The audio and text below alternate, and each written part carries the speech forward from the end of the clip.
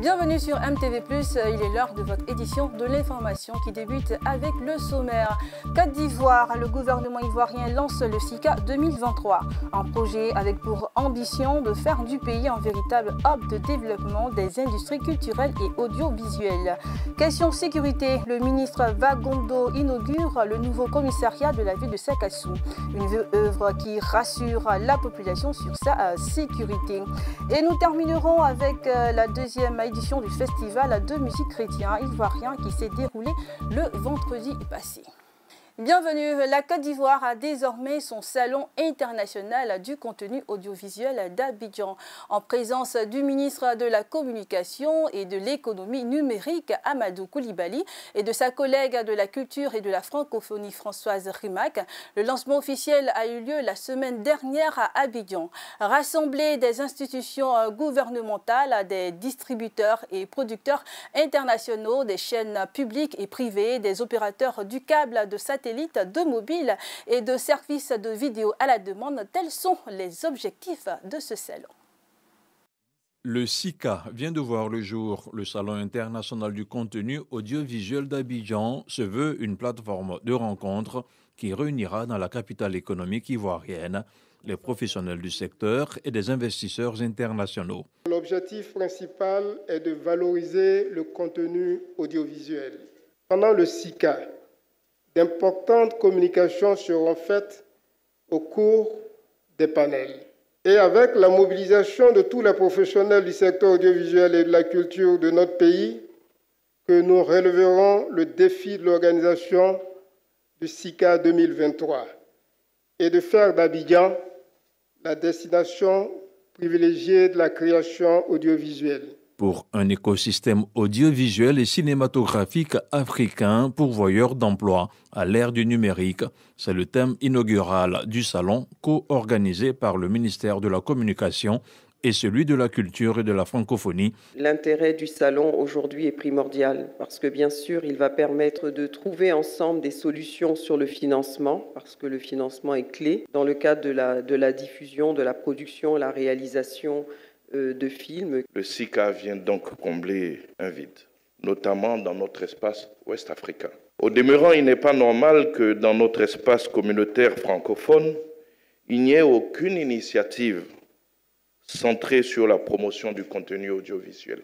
Le SICA est donc une réponse du gouvernement pour la promotion de l'œuvre audiovisuelle et sa valorisation. Plusieurs activités vont meubler ces journées de réflexion et de formation qui se tiendront du 20 au 22 novembre 2023. Toujours en Côte d'Ivoire, la ville de Sakassou, au centre du pays, a franchi une étape cruciale en matière de sécurité des personnes et des biens. Le jeudi 20 juillet 2023, le ministre de l'Intérieur et de la Sécurité, Vagondo Diomandé, a inauguré le premier commissariat de cette ville, entièrement financé par la mairie pour un coût de 72 millions de francs CFA. Le bâtiment moderne s'inscrit dans le plan ambitieux du président de la République de doter la Côte d'Ivoire d'un appareil sécuritaire performant. Ce bâtiment flambant neuf, réalisé par la municipalité et mis à la disposition de la police nationale de Côte d'Ivoire, est le tout premier commissariat de police de Sakassou. Le ministre de l'Intérieur et de la Sécurité, le général de corps d'armée, Vagondo Diomandé, y a effectué en personne le déplacement pour la livraison officielle de cette infrastructure policière. Occasion donc pour le maire de la commune, donateur du bâtiment de police, et la députée de Sakassou de donner les raisons fondées de la construction de cet édifice. Le président de la République vient de nous offrir la voie qui part de Tiébissou à Sakassou, bitumée entièrement, et cette voie va continuer jusqu'à Dahomey. Alors quand la voie est praticable, que tout le monde peut venir facilement, il faut faire attention. Le ministre de l'Intérieur et de la Sécurité se réjouit de cet acte de portée sociale de la municipalité de Sakassou. Je voudrais traduire toute ma satisfaction à M. le maire pour ce joyau qui met à la disposition des populations, mais en premier lieu qui met à la disposition du ministère de l'Intérieur et de la Sécurité pour remplir la mission que l'État à confier à ces départements ministériels dont j'ai la charge. Le nouveau commissaire de police de Sakassou et ses 50 éléments présentés à la population. Le général de corps d'armée, Vagondo Djomade, est venu à Sakassou les bras chargés de moyens de mobilité.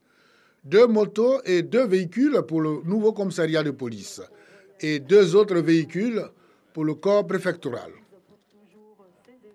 La nuit du dimanche 22 juillet 2023 n'a pas été de tout repos à Douala, la capitale du Cameroun. L'effondrement d'un immeuble a causé la mort d'au moins 12 personnes et 5 blessés selon le nouveau bilan. Pour l'instant, aucune cause n'a été identifiée, suivant cet élément.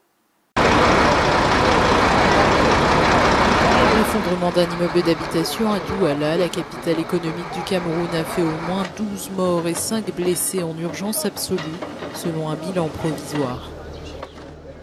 Selon les riverains, l'incident se serait produit vers minuit, mais les secours n'ont pu arriver sur place que le lendemain matin. Une maison de 4 niveaux qui s'est effondrée et nous avons enregistré un effectif de 31 personnes, dont 12 décédés.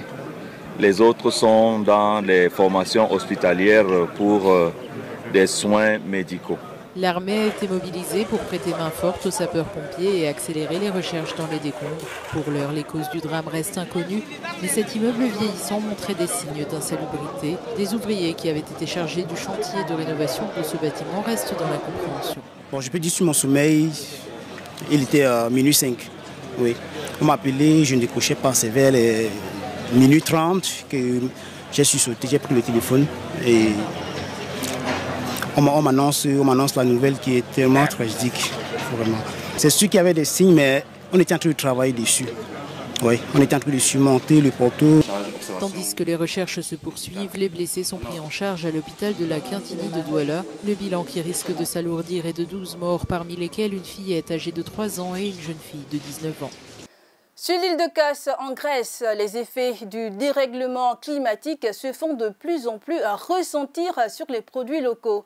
Cette situation inquiète grandement les agriculteurs et les habitants car elle compromet non seulement l'économie de l'île mais également la préservation du patrimoine culinaire traditionnel. Visualisons ce reportage. Kos est l'une des destinations touristiques grecques les plus prisées. Mais dans les années à venir, des vagues de canicule répétées pourraient dissuader les vacanciers et impacter un secteur important de l'économie. Agriculteurs et producteurs locaux subissent déjà les conséquences du changement climatique. Des températures extrêmes autour de 40 degrés peuvent littéralement brûler les fleurs blanches de l'olivier. De plus, les hivers de plus en plus doux réduisent progressivement les heures de refroidissement des arbres qui sont nécessaires à leur croissance. Η κλιματική αλλαγή έχει επηρεάσει πολύ σημαντικά την παραγωγή του ελαιολάδου, όχι μόνο στο νησί, όπως και σε όλη την Ελλάδα. Να περιμένουμε την χρονιά η οποία έρχεται, περιμένουμε μια παραγωγή της τάξης του 30, στις καλύτερες συνθήκες, στο 40% της περσινής παραγωγής. Και αυτό οφείλεται καθαρά στην κλιματική αλλαγή. Les apiculteurs sont confrontés aux mêmes difficultés. Les hivers doux font croire aux abeilles qu'elles sont au printemps. La floraison intervient trop tôt et de nombreuses fleurs meurent en juin. Autre facteur problématique, la météo instable. Φέτος που έχουμε λίγο τρελό καιρό, βλέπουμε ότι έχουμε επιπτώσεις. Φαίνονται τώρα που ξεκίνησε η παραγωγή. Είχαμε πολύ βροχή σε λάθος στιγμή, πολύ ζέστη τώρα και βλέπω ότι τα αποτελέσματα δεν είναι τα αναμενόμενα. Στην ποσότητα αρχικά, η ποιότητα θα την ελέγξουμε μετά. La qualité du vin cultivé sur l'île est également menacée. Le changement climatique affecte les raisins sans les détruire directement en provoquant des modifications chimiques. L'augmentation des températures peut en particulier transformer le goût du vin et donc son identité. Η κλιματική αλλαγή όντως ακουμπάει το αμπέλ και όχι μόνο στην ΚΟΠ, παντού. Όμως οι καλλιεργητικές τεχνικές που μπορούμε να εφαρμόσουμε είναι βασικό πλεονέκτημα που μας δίνεται και είναι το βασικό, ουσιαστικά το βασικό εργαλείο που έχουμε για να μπορούμε να ανταπεξέλθουμε στην κλιματική αλλαγή. Γνώση και πολύ προσοχή στο αμπέλι. Κρασί, ελαιόλαδο, μέλι και αλόι. Η παραγωγή αυτών των προϊόντων ήδη βιώνουν τις επιπτώσεις της κλιματικής αλλαγής, ενώ ανησυχούν πως τα επόμενα χρόνια θα επηρεαστούν τόσο η ποσότητα όσο και η ποιότητα των αγαθών που παράγει το νησί. Από την Κό για το Euronews, Απόστολος Τάικος. La deuxième édition du Festival de musique chrétienne en Côte d'Ivoire, le FestMusic, s'est tenue ce vendredi 21 juillet 2023 au complexe sportif Jesse Jackson de Yopougon, une commune de la ville d'Abidjan. Ce festival qui a réuni plus d'une quarantaine de chantres a vu la participation massive de la jeunesse ivoirienne. Que tout ce qui respire loue l'Éternel. C'est conscient de cette recommandation divine que le groupe Elite Holy Events, avec à sa tête M. Stéphane Dacha, a organisé le festival de musique chrétienne ivoirienne, le FestMusic, qui était à sa deuxième édition ce vendredi 21 juillet 2023 au complexe sportif Jesse Jackson de Yopougon. Ce festival a rassemblé plus d'une quarantaine de chantres de différentes cultures et de styles musicaux différents.